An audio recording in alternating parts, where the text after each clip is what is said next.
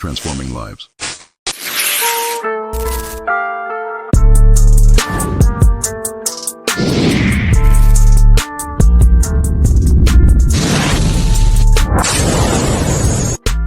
Your transformation starts here. All right, welcome to Transforming Lives podcast. Today's guest is Dr. Patrick Zuniga, an educator, coach, researcher, passionate about unlocking motivation and resilience in both students and teachers. From his early days on the football field in Eastern Washington to the earning multiple degrees in education and history, Dr. Zuniga journey is one of perseverance and discovery. After stepping away from education in 2010 and returned as a substitute teacher, reignited his love for the classroom. Through his research at the University of Kansas, Creighton University, he explored the power of the human connection, cultural learning, and emotional resilience, shaping his groundbreaking dissertation on student motivation in Title I schools. Join us as we uncover hope, efficacy, resilience, optimism, and how it drives transformation in our classrooms. Our next guest is Dr. Patrick Zuniga.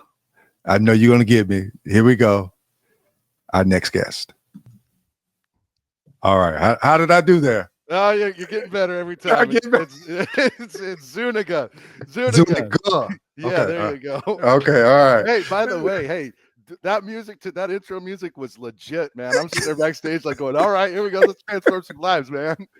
And interesting enough, the author is a gentleman that kind of mentored sometimes in a local place that I stay. And I asked him, he actually did some work in Washington and Seattle. Okay. So he's a music producer, and he produced that track for me way back when, and I took it and put it on this podcast. Yeah, it's doing what it needs to do, man. It's doing what it needs to do. Love it. All right. So how's the weather in Washington? Well, in Washington, we're cold. You know, I'm in Eastern Washington, so that's about 3 or 4 hours from Seattle. We get more snow, and it's a little bit more frigid in Eastern Washington. So the Cascade Mountains kind of create a division, and the Eastern Washington gets a little more of the, I would call it Midwest-like weather, although it's not quite as cold as the Midwest. Okay, all right, that's. Let it be known, I don't like cold weather, but you'd love the summers here. You would love the summers here. Okay, all right. Okay, perfect. I guess the only thing that I have close, kind of a close reference would be kind of called Denver. I've been to Denver. Mm-hmm. Of course, I've been to California, but I guess Denver would be kind of that bridge point for me to kind of Midwesty feel. Yeah, it's a little more. It gets a little bit hotter than Denver, but we appreciate our agriculture. We're in Eastern Washington, Southeastern Washington here. We got a big agriculture, so lots of farmers. We're very proud of our grapes. So if you're a wine drinker, you probably have had some Washington wine. So yep, that's Eastern Washington for you. Gotcha. Okay. Well, you know, it's always great as an educator or even as a podcaster to have a fellow coach on the podcast. You know, my background is that I've coached football. I got some sense and got out of all the other sports and just focused in on football. So I want to start out by asking you, you know, what came first for you, figuring out how to be a great coach or becoming a dedicated teacher? Well, you know, for me, it was kind of simultaneous. I'm from a background. My family are teachers. My mom, my grandfather, my aunts and uncles, we're all teachers. So it was very common for me to hear teacher talk around the we call it the dinner table, right? Yeah. And so I got used to that, but my brother was a tremendous football fan. So he kind of got me into football. And when I got out of, when I first started teaching, I wanted to kind of explore more into, you know, what makes a student athlete? What motivates them, what inspires them, what drives them to do well in class. And so, like you said, I I had the ability to coach football, and man, I loved coaching football. I still do. I coach football still. And I just wanted to observe the student athletes and say, what makes them tick? And about the same time, I started to research, or I started my first master's degree, where I wanted to look and see if Gardner's theory of multiple intelligences could help us to unlock certain motivations within student athletes. Yeah. And boy, I'll tell you what, Tony, that really changed as I started to research it. And I noticed that it wasn't the student athletes and this bodily kinesthetic interest that was driving student participation in assessments. It was the option for choices. Like they could, part of my research was if I designed a lot of different choices for assessments using Gardner's theory of MI, would more students participate in the assessments? And I found that they did. And that really kind of opened up my eyes to the power of multiple intelligences. Right. Yeah. But it didn't answer the question of why some student athletes or some students chose to play sports and other students chose not to. And as a coach, Tony, you probably ran into situations where you would really encourage students to play, to participate, or to give it a chance. And, some of the responses were completely reasonable, but others were like, are you sure? Like, oh, the coaches don't like me. And I'm a coach. I'm sitting there going like, no, I like you just fine. Just, I want you to turn out. Or they say like, oh, my parents don't want me to. And I'm like, you're 16 and can you have a conversation? Because you're telling me that you want to. And really what it boiled down to was this concept that just some students didn't want to participate in structured sports. And there shouldn't be, in my opinion, there shouldn't be shame for that. It's just like, you're not interested. You don't have that itch to compete at that high level. Now, here's where it got interesting for me, though, Tony. When I asked the students, and I did a pretty good sample of a high school, it was about an 80% sample, and I asked the students how many of them considered themselves athletes, and like 80% of the students who responded said they considered themselves athletes. But then I asked another question: how many of them participated in school sanctioned sports? And it was like 20 to 25% said that they had participated in a school sport. And I said, well, wait a second here. Right. Yeah. We have this disparity, right? We have 80% of students that think they're athletes, but only 25 fit the definition. And then I went to, well, how are we impacting their belief of self? We're sitting there saying, we don't think you're an athlete. They're saying, but I am. And I'm like, whoa. We need to re-examine what's going on here. And that kind of just propelled my studies into when I went into the University of Kansas. I got a master's of science and education in curriculum and instruction, but I really focused on the concept of cultural transmission and how certain traits like courage, or I learned them as non-cognitive skills, how those non-cognitive skills went from person to person, and the models I was looking at, from coach to player, or from teacher to student, or even from coach to coach, because I learned a lot from the head coach. I certainly did. Yeah. And I learned a lot from my assistants that I participated with. I still do. And so those were kind of all these things that really drove me into studying non-cognitive skills, cultural transmission. And then, Tony, when I looked at, this is about 2019, I had finished my second master's, and I was back in school observing, like, is my theory true? And I had hypothesized that schools didn't need to exist for learning to continue to happen. And this is just a weird thing, because I'm a teacher and I'm sitting there going, I don't know if I'm necessary anymore. The internet had taken so many of the learning or instructional tasks. You can look up whatever you want, but even as this was occurring, I noticed that students kept coming back to school, even after they had prolonged absences, or I heard that they had unenrolled. They came back. And I said, well, why, if school's not necessary and they don't need a school to learn, why are they still coming back? And, I thought, okay, if I'm 12 or 16, why would I keep going back to school? And then I thought, well, the only place you're going to interact with several hundreds of other people your age, between the ages of 5 and 18, is school. That's it. Right. Yeah. And so that was really just kind of like my epiphany of like, wow, maybe we need to reevaluate or think more about what we're doing in school. Yeah. And that's, I love that, the thoughts that you brought out, because within my mind, I'm looking at kind of our world at this point. of looking at, their monumental moments that we have in our history where, technology has changed us, thinking about, for example, Amazon. Mm-hmm. How Amazon has just revolutionized our world from thinking about, we could type in a book right now, type that book in, and we can have access to it like within seconds once we purchase. Yeah. I got a Kindle right over there. Like I want a book. I went to Barnes and Noble yesterday. They don't have it. Guess what? And they're very kind. We can order it for you. And I'm like, I got a Kindle at home. I can order it for myself. And I'm like, I want to support local businesses, but I also want my product right now. Yes. That's the thing. Thinking about how there has been a shift in education from, at one point, I remember encyclopedias, and now you got Wikipedia. Yep.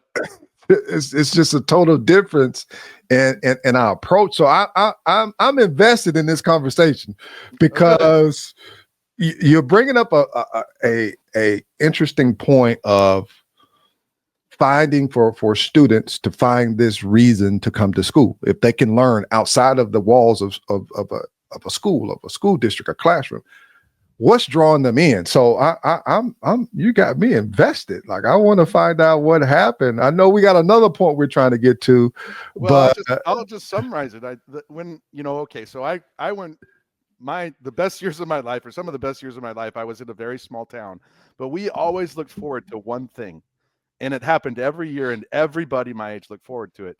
And it was the county fair, right? The carnival came to town, the rodeo was in town, new people were in town. And that's how I think that students view school. It's like going to the mall, or it's like going to a field trip, or it's like the thing is, it happens every day. And so we try and introduce new learning concepts. In fact, we don't just try to do it. There's goals, right? We have to have literacy goals, like teachers, and we do a poor job of sharing this. I think we are under a tremendous amount of pressure to meet these goals. Yep. And so the students come to school. We want them to come to school, right? That's the first thing they need to be. You got to be present. Yep. But then they come to school and they're like, all right, I'm doing it. I'm here. And you're like, no, you're just here. We need to start learning now. No, I came to school. And so really we need to look at, man, how are we using our time in school?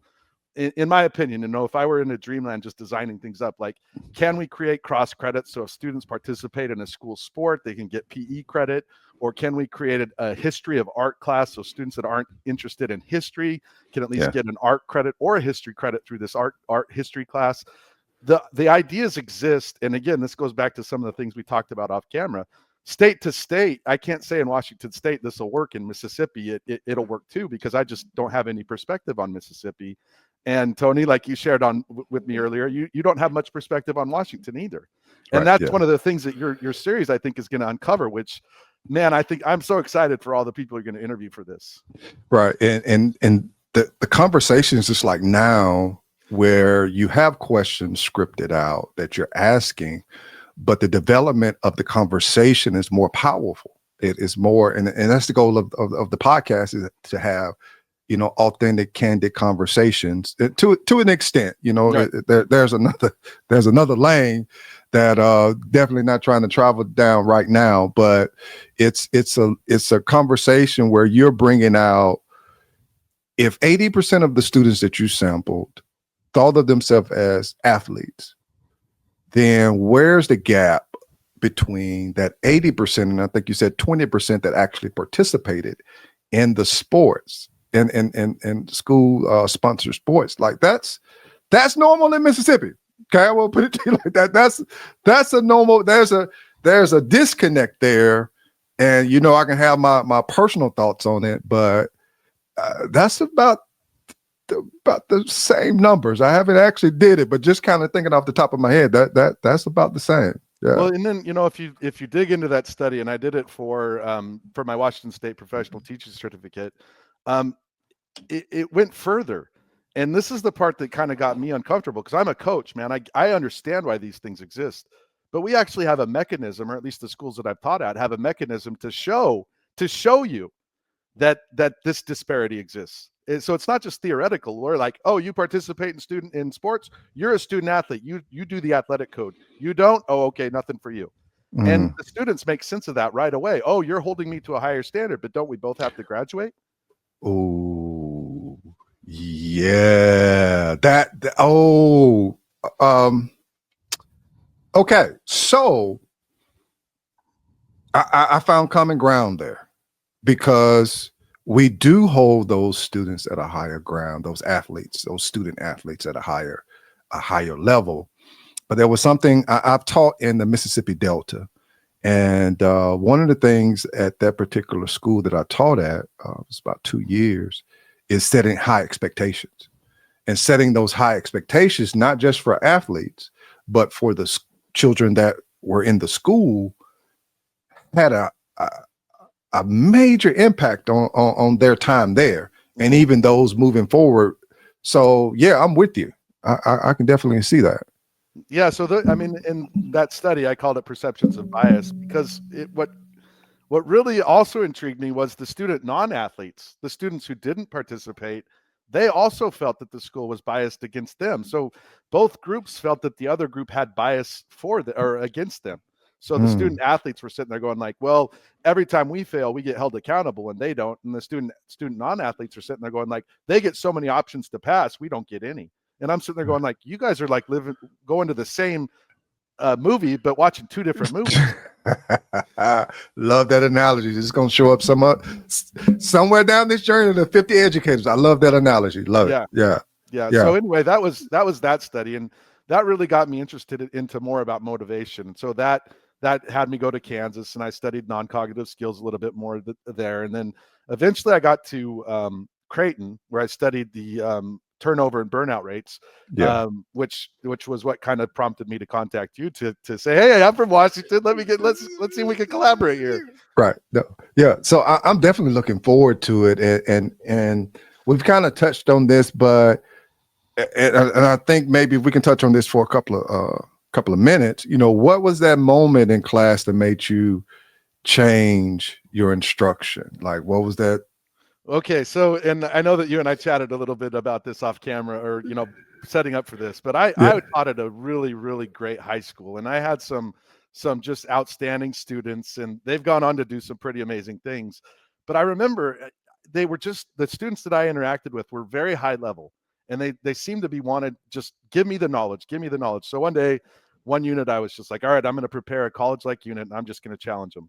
And I got in there, and I can't remember. I was trying to think, okay, I know it was in spring, so maybe I was doing the Industrial Revolution, but trying to deliver it via a Christmas carol. And I was upstairs, or I was up front lecturing, trying to say like, Ebenezer Scrooge is a metaphor for and here are these ghosts. And I just remember seeing these two students who were really good students, really great students, high level. I'm not sure 4.0. It doesn't really matter. They were just good students and good people.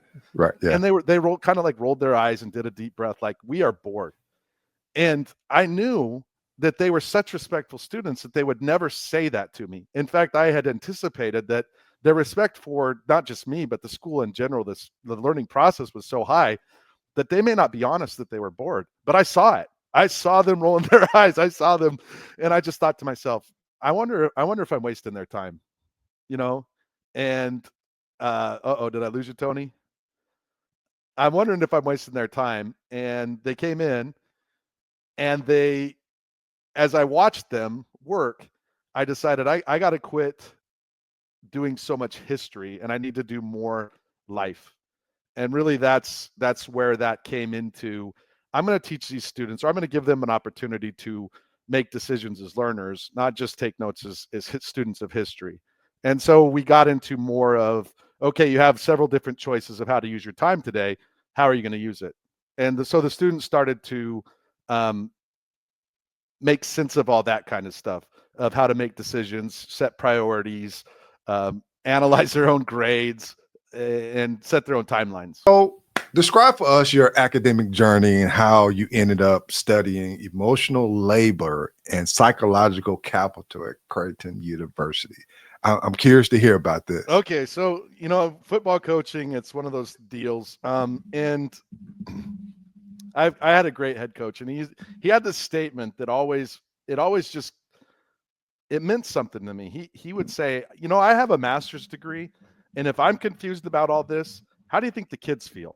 Right. And whenever he'd say that, I was like, oh, that's a really good point, because we're sitting here trying to solve problems, and we're the big brains. We're the people in the room that can, that we're confusing ourselves.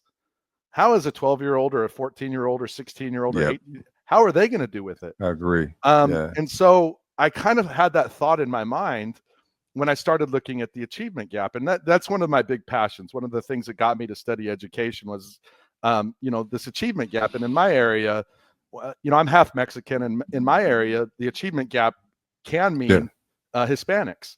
Yeah. And so it's kind of a personal thing to me. And so I wanted to, use the gifts that I was blessed with, my understanding of sports and my knowledge of motivation. And I wanted to see, maybe there's another way we can look at the achievement gap. Not to say that the work that has been going on isn't valuable. It certainly is. But maybe we can do other things. And so I began to reflect on that statement. If I have a master's degree and I'm confused, how do you think the kids feel? Yeah. And so I said, maybe we're just confusing the teachers. Maybe we're just making it so the teachers cannot feel effective. And what's happening is the results of our tests and the results of our assessments are showing not that the kids aren't learning, but that just everybody's frustrated.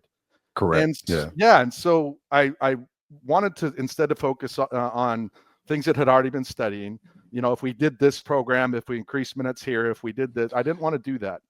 And I stayed away from arguments about money. I'm a teacher, and if you're going to say, hey, we need to put more money in front of you, I'm not going to argue against you. Right. But I wanted to say it's something you don't necessarily need to spend a lot of money on to develop. And my theory had come from a lot of different places, but I'm an 80s kid. And in the 1980s, we really studied the impact of Dr. Martin Luther King Jr. And so I was like, if character means something, then we have to study what character is to really indicate what we're trying to grow. And that got me into non-cognitive skills, Tony, and it got me into things that we're doing right now. I don't know if you're going to be able to edit in the frustrations that we just went over. Like, you're having an internet option, you're trying to problem solve it by using your iPad, and you want to know what we're solving it. This is resilience right here. Right. So Absolutely. We're keep going. We're not frustrated. We're sending emails back and forth saying, hey, Paul, this has never happened before. And I'm saying, hang in there, we'll get to it. But that's what happens. It's two people collaborating to put forward a good product. And that's no different than a student, right? A student, they're not a product. They're not something I own. In fact, I've been told by a number of different people, like, I'm giving you my most prized possession. You better make it better. And I'm like, I come from a family where if I'm borrowing your car, I'm going to fill it up. And you know what? If I have time, I might go wash it too. And so I really wanted to say, hey, we can develop ourselves. And we can make ourselves into, and again, this gets into sports, right? One of the people that I looked up to was like Barry Sanders or Pat Tillman, and say, like, hey, these are guys that got put into really, really weird situations. Yeah. And what did they do with it? Well, they did the best that they could. Yeah. You didn't hear them complain a lot. You didn't hear them making noise about how unfair things felt to them. They just went and did. And so I said, hey, if we can isolate that mentality, if we can say, hey, all we have to do is get to work, then we're going to start making differences. And so that took me from the University of Kansas to Creighton, where I shifted from studying non-cognitive skills and cultural transmission at Kansas to studying emotional labor and emotional intelligence and psychological capital at Creighton. Because if what I was trying to isolate was true, or if it existed, I guess I should say is a better way, then I should just be able to find it everywhere. And so the first thing I said was, if there is something in these schools, then the first thing I should probably find is hope. If hope exists in schools, then we got a chance. And so I did a really, it was practicing methods, but I did a paper on, does hope exist in these schools? And I found that it did. And so when I found hope did, I was like, well, I bet you there's other things that exist. And at that point, I had just become introduced to psychological capital. So I spent another kind of year studying what psychological capital was and kind of designing questions to learn more about how the teachers at these schools not learn how they understood psychological capital. That wasn't the point. It was to see if it existed in these schools, which it did. And psychological capital is based on this acronym HERO. It stands for hope, self-efficacy, which a lot of people associate with the confidence or a belief in oneself, resilience, and optimism. And if you understand yourself enough, if you're aware enough to see that there's a number of different times in a week, I would say, where you have situations where those mentalities can be activated. Here's an example. You give a student a reading test. They do really well on the reading test. How are you going to react? And you have to react one way or another. You can't, if they did really well on it, you're not just going to give them the results back and say, here you go. There has to be some kind of recognition.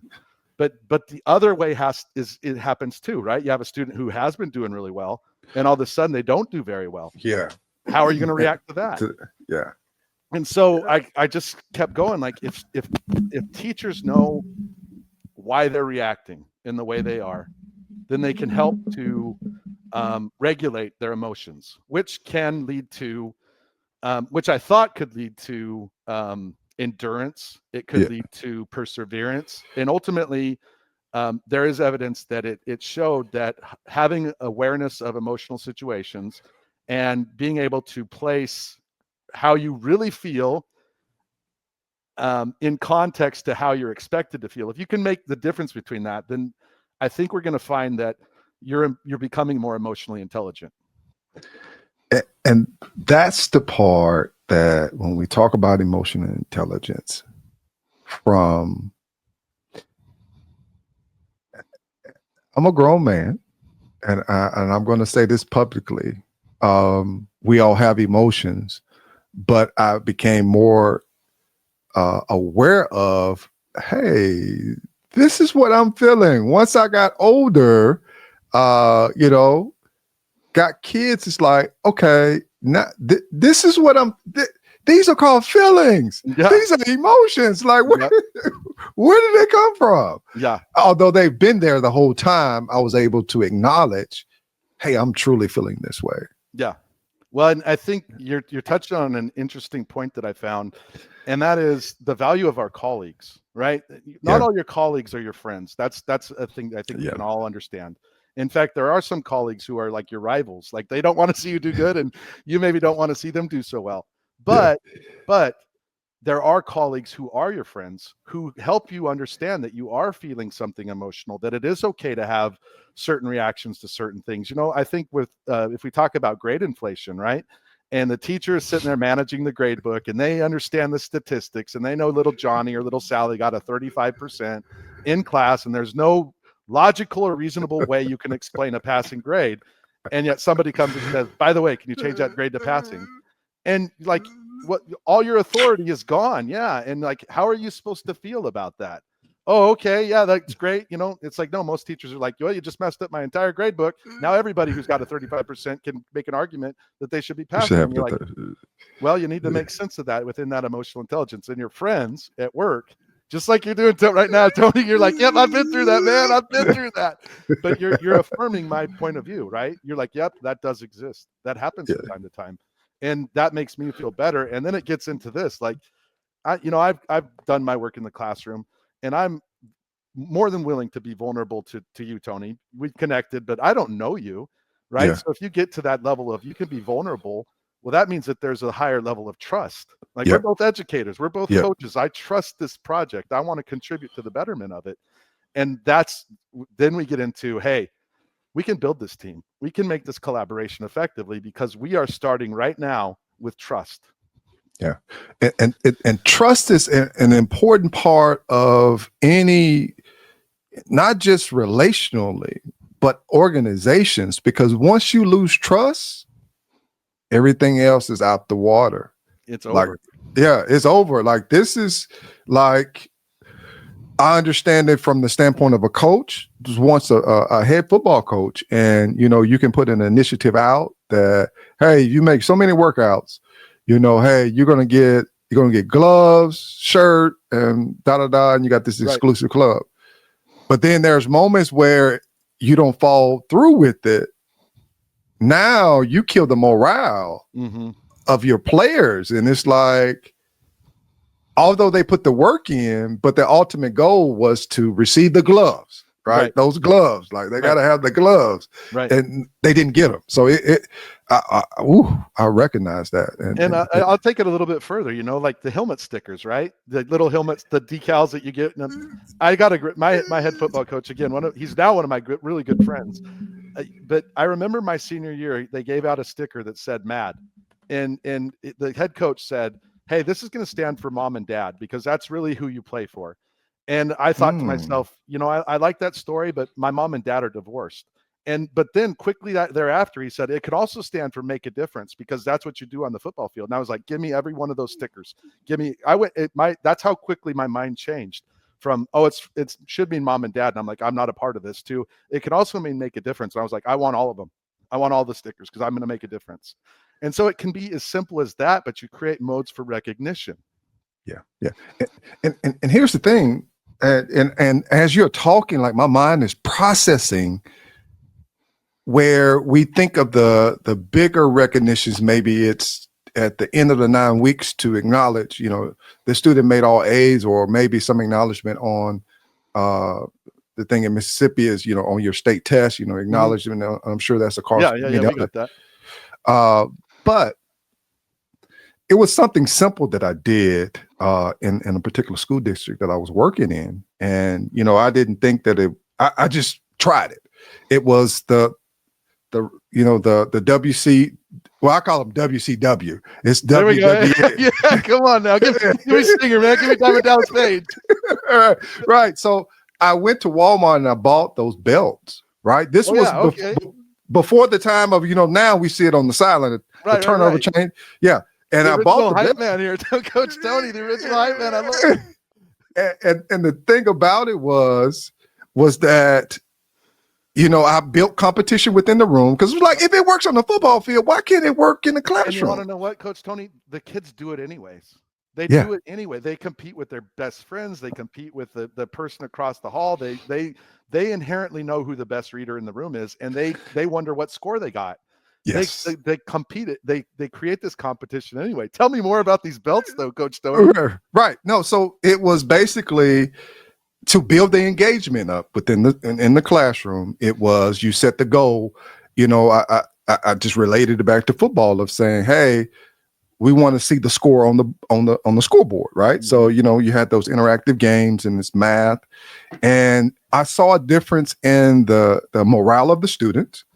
And it was like they invested in their energy into the lesson because they knew at the end, I have to be able to compete for my team. Mm-hmm. And I want to put forth a better effort because I'm going to let my team down. And listen, the team that won, all I did was, hey, you get to take a picture with the belt. They put the belt on their shoulder, take a picture, send it to the principal. And it was like, wow. Yeah. Yeah. I mean, similar story. Football camps, used to go to football camps in the summer, and I'm at Eastern Washington University, and back in Eastern the Washington 2010s, they had a pretty good squad back then. And here I see Junior Adams, who's, by the way, is the offensive coordinator for the Oregon Ducks now. Junior Adams is coaching wide receivers for Eastern Washington. And Torrey Hunter is coaching the defensive backs. Now, he played in the NFL too. Yeah. And the defensive backs and the wide receivers have a rivalry. And they are celebrating their rivalry in front of all the campers. And it's a friendly rivalry, right? Right. Yeah. That engagement. Like, oh, you're a defensive back. Well, I'm a wide receiver. Well, I automatically don't like you. And we take that further, right? Because if we look at our classrooms, we are a subculture of the school. So if the school is succeeding, then the assumption could be, well, your subculture is probably succeeding because that builds on itself. And conversely, if the culture of the school isn't doing so hot, then I bet you could go to some classrooms and say, how are you contributing to the culture of the school? And I think when you look at the goals that are set, right? So we have goals set by the Department of Education, that's federally. Yeah. Our state has an OSPI, so that's our state goal. So we have state goals. Then our district has goals for us. So we have our district goals and we have our school goals. So these goals have already been set. So then the question is, how close can you get to getting to these goals? Because I'm like, I'm at a Title I school.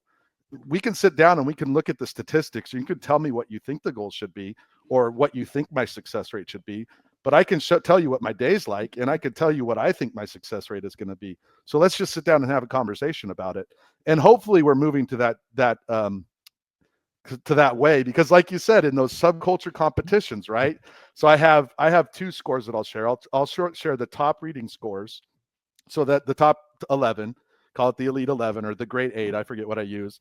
But then I also have the top gainers, and I don't do points, right? So it's what percentage you went up in comparison to where you started.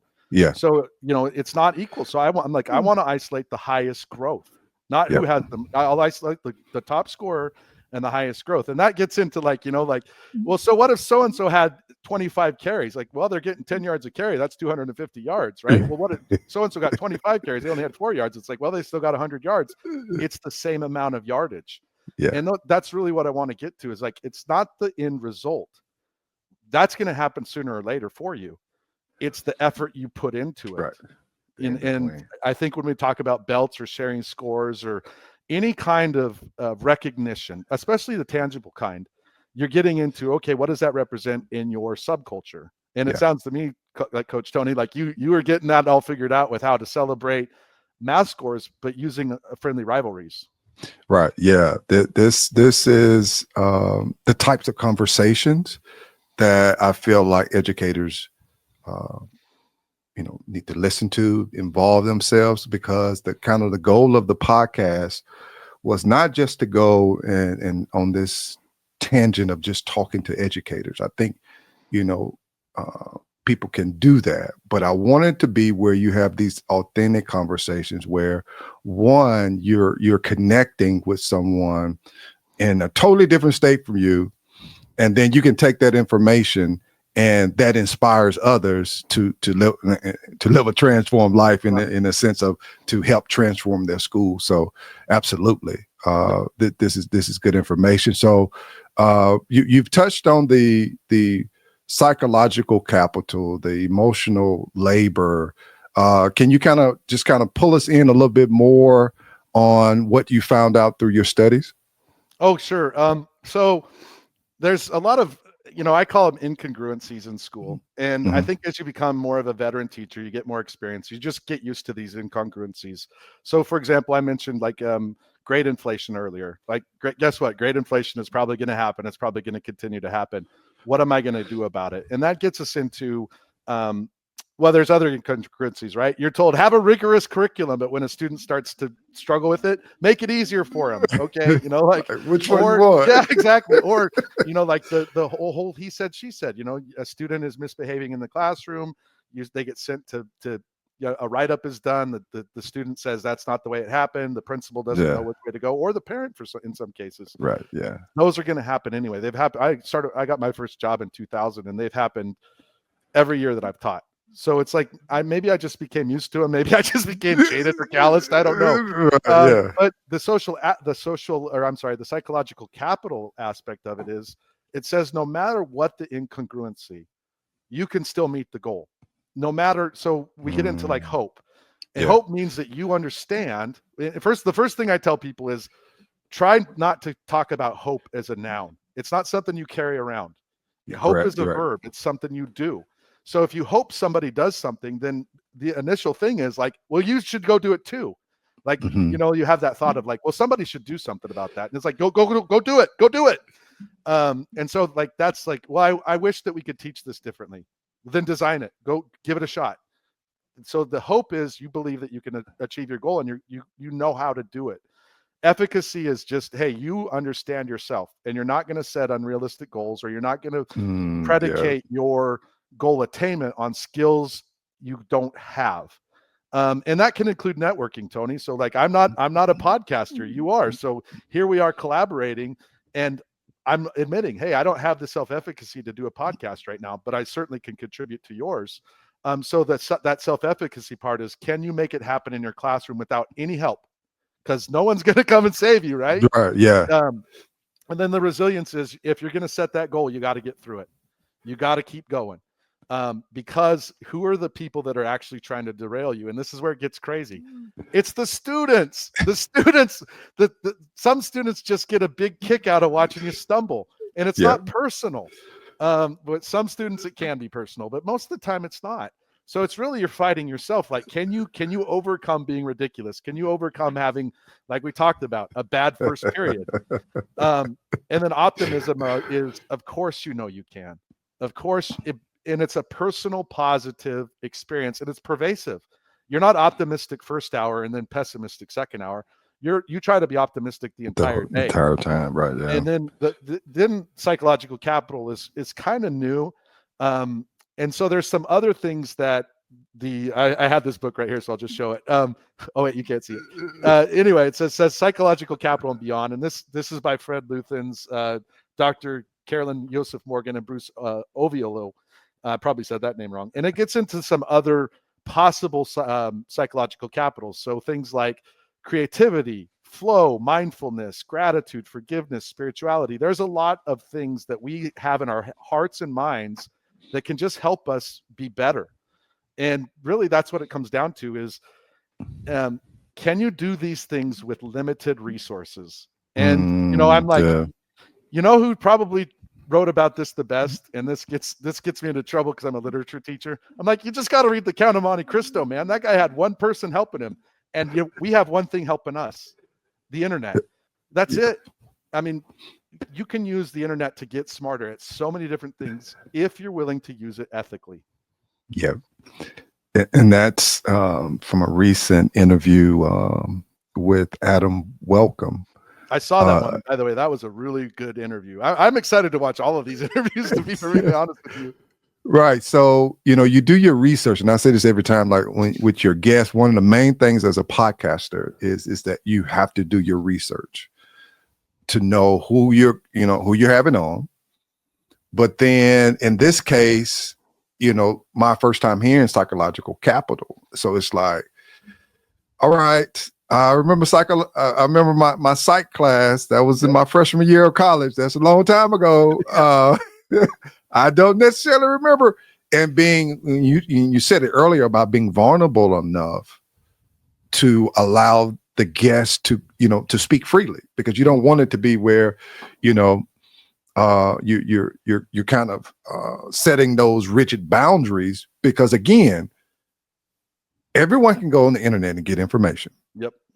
But you want to make sure that you streamline it enough to, and the thing about transformation is it's not just about information, it's about application too. Absolutely. So yeah, getting that information. So hearing what you're talking about right now is definitely very helpful in a sense to the life of the podcast and to my life as well. So it's good to hear what the kids would say, maybe an old saying, what you're putting down right now. Right. I'm feeling what you're putting down. Yep. I guess. Well, that's like you're back to like the 2000s. Like those are the good times, Tony. The good times. Yeah, absolutely. So when we look at, this, when we talk about transforming lives, we've touched how, when we think about classroom instruction, how you've observed yourself and other educators.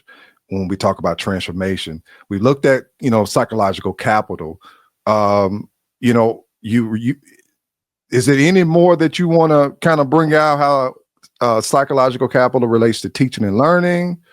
Or Well, I think, I could go on for a long time about this study, but I think what it comes down to is, I think what us veteran educators probably have already figured out. It's you can buy a lot of things for your classroom to make things seem easier.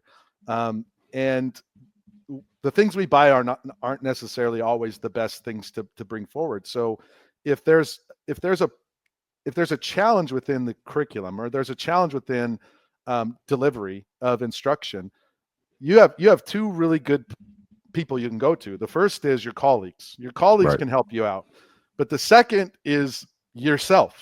And that positive self-talk, that the journaling, whatever you need to do to remind yourself that you are your greatest ally. That's important. I try and teach this to students. It's the old literature of person versus self. Almost every conflict you're going to get into is going to be you versus yourself, at least first. And then once you figure out that, then you can just start to decide how you're going to overcome those challenges. And of course, you're going to learn like person versus self first. There are some things that are person versus society. And it's like, yes, but if you learn person versus self first, you'll understand your role in society. And, Oh, so those are the things that I try and get to. And I know that I've talked to you about thinkytask.com. And those are going to be some of the ways that I try to provide learning opportunities for others, because these aren't things that I made up. These aren't things that I've just created or that I hypothesize. These are things that you can go back and you can study, and you can say, oh, the flying tigers.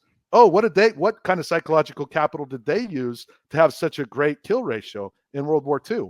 And then you could study it, because I don't know the answer to that, but that's certainly something I would be interested in looking at. But I go through and I just go through history. My first degree was in history. So I go through in history and pop culture, and I just say, okay, where are some stories we can talk about to learn more about psychological capital? right. No, that's good, because that's basically when we look at leadership. That's pretty much when I think about those leaders that I read, that I listen to, that's essentially what's happening, where you're trying to provide light for them, being in, not necessarily in a dark situation, but being able to see their way forward. Because even for children, like if you ask a 10th grader, what are you going to do when you go to college? I don't know. I just want to get out of high school. Like, I'm just going to do what's next. Right. So that's good to hear, because we need to make sure that it's not just a job of us to teach our students, but it's our job for us to have this collaborative experience with each other, because it makes no sense to reinvent the wheel. I was looking at something on social media about, it said, just stop reinventing the wheel. Yeah, like it works just fine. It works just fine right now. It has for the past couple thousand years. We're gonna be good. Yeah. So you've touched on the future projects that you have. Yep. So kind of how we'll kind of close this out is you have a 2-minute warning, and of course you relate to the 2-minute warning. No, I'm checking my timeouts. I'm looking at the field possession, getting a look at the time and the score. Got to see if my mom's still in the stands. Right. I love it. I don't get this conversation a lot. I mentioned the line to you, Tony, and I think you kind of liked it because you asked me to talk about it. We become the things we do, and I love music, and so that I heard that from a band Third Eye Blind. There's a song called Blinded, and he says we become the things we do. And I had shared with you that I went through burnout. And when I began to write the ship, I reflected on why I burnt out, or why I think I burnt out. And it was, if I were to like examine myself, I'd be like, well, Pat, you had some emotional labor, and instead of making sense of it, you just got angry, and you just let it become self-destructive. And really that is what I want to tell people. It's like, yes, you're going to experience things that are going to prompt you to consider moving out of education. Most teachers do. Yeah. But if you activate that psychological capital and rely on your colleagues and friends to help you with perspective, because oftentimes it's not personal. It's hard to explain. They're very unique moments that you may or may not have locus of control over. They may in fact happen to you. But there's that old saying, right, in coaching. And I think this was affiliated with John Wooden, although it's like all quotes, you never know who said it first. Life is 10% what happens to you and 90% how you react. Absolutely. And if you have negative things that happen to you or compel you to feel emotional dissonance, you got to right the ship. And that gets into reflection. It gets into contemplation, into patience, things that make people incredibly uncomfortable. And I would also add, like, if you're feeling stressed or anything like that, begin to envision your sick days as kind of like mental health days. And some districts actually have that, but don't feel bad if you have to use those for them, because sometimes we do just need some time to just unwind. And again, I think thinkytask.com, like, I'm trying to get that to be used as sub-plans, because I think one of the ways that we can mitigate turnover and burnout is to create less of a stigma around taking sick days. Although, and the research is showing absenteeism and increased sick days, people taking time out away from work to get sick days, it's a huge indicator that something isn't right. So if you're a leader in education, pay attention to those things. And really, this gets into like this entire emotional labor. It's going to happen to you. You're going to go through it, and the comfortable thing to do is to blame or to create excuses. Yeah. It's not my fault because, or I couldn't react that way because, and it's like, no. You have to develop self accountability, and that, especially right now, is so uncomfortable to people. And ultimately, I think it's most uncomfortable to yourself, because who are you letting down? You're letting yourself down. Right. Yeah. But other people can remind you, and that makes it worse. And so when we look at how you react, Tony. So when this thing went off and I was sitting there and you weren't sure what was going on, you're like, hey, I'm going to try a few different things. We chose to keep going. And that's perseverance, right? Because the opposite of that, or an antithetical emotion, is apathy. I don't really care about that. I don't really care about this. I can log off and send you an email and say, hey, sorry, we ran into that. But we exercise perseverance and resilience, right? You said, hey, I'm going to try this other technique to get us to connect one more time. And it worked. And so you got tough, and we didn't quit. We didn't get into resignation. It's just like, no, I believe in this project, Tony. I trust you. You thought I would stay on this. And so, from that way, we displayed it. Right. And so really, we just have to expect that these things are going to happen and not get frustrated that they do. Right. So that's good. That's really good, because one of those indicators for educators is if they are starting to use up their sick days, it's something major going on. And you have to check the culture and the climate of your building to see, why is this person missing? And, it has to go through that leader's desk to sign it off. I don't know how some districts work, but that's something that you have to have a conversation about. So man, these are some great points that you brought up concerning, us as educators. I don't want to say just educators, because I'm an educator, is one that brings out. So again, I am thankful that you took the time to share on this platform.